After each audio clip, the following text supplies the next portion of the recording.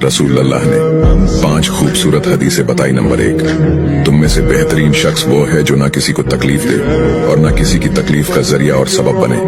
Number 2, जो शख्स दिन में 10 मरतबा सूरतुल इखलास पढ़ेगा, यानी कुल हु अल्लाहु अहद, ये पूरी सूरत पढ़ेगा, अल्लाह ताला जन्नत में उसके लिए महल बना देंगे।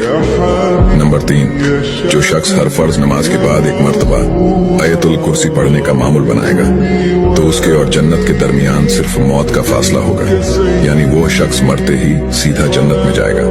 नंबर 5, जो शख्स घर से निकलते वक्त ये दुआ पढ़ेगा, बिस्मिल्लाहि तवक्कलतु अला अल्लाह ला हौला वला कुव्वता इल्ला बिल्लाह, तो अल्लाह ताला शैतान के शर से उसकी हिफाजत फरमा देता है और जिस काम को वो निकला अल्लाह ताला उसमें आसानी पैदा फरमा देता है। नंबर 5, रसूल अल्लाह ने फरमाया, वो शख्स हरा भरा रहे, हंसता खेलता रहे।